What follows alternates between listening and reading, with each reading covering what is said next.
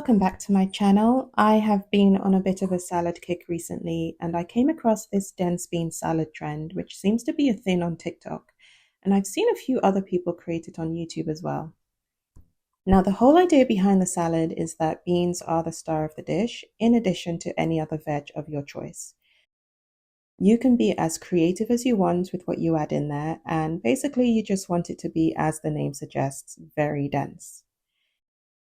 In my version, I'm adding cubed cucumbers, some cherry tomatoes, bell peppers, olives, and smoked tofu, and a few other things as well. I will leave all of that in the description below if you want to replicate it.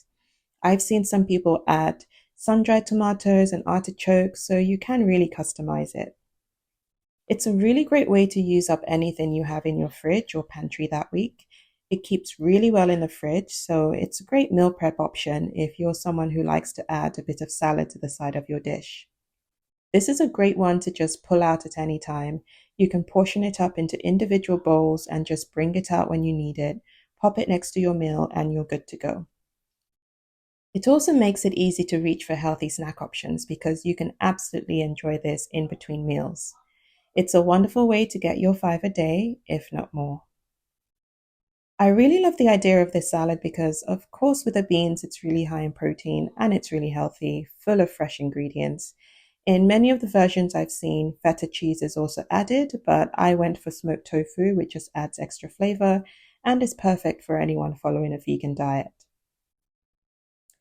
To make this salad, all I did was chop up my veggies into bite-sized pieces, pop them into a bowl, and mix them all up together. If you're someone who doesn't really like salad that much, then this recipe might be the one for you because it is rich and filling. It's not your typical leafy green salad, which doesn't have much flavor or much body to it. There are so many different elements in here. You have crunchiness from the veg, you have that smooth texture from the beans, you have the pungent flavor of the red onion, olives, and the lime that goes into the dressing. I can't emphasize enough how flavorful this salad is. In addition to the bite-sized veg going in here, I am also going to be adding some fresh herbs.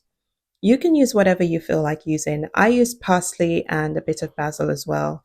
Coriander works great in this, or even mint for something a little bit more refreshing. We're not using any salad leaves in this, so the herbs give that brightness and extra freshness. For the beans, I'm using tinned because it's convenient. I don't have to wait hours to cook the beans from scratch. But of course, you can cook from scratch if you have the time and if you have dried beans at home that you want to use up. I've seen people use mostly chickpeas as well, but you can choose your favorites. I've made a version with butter beans and kidney beans too.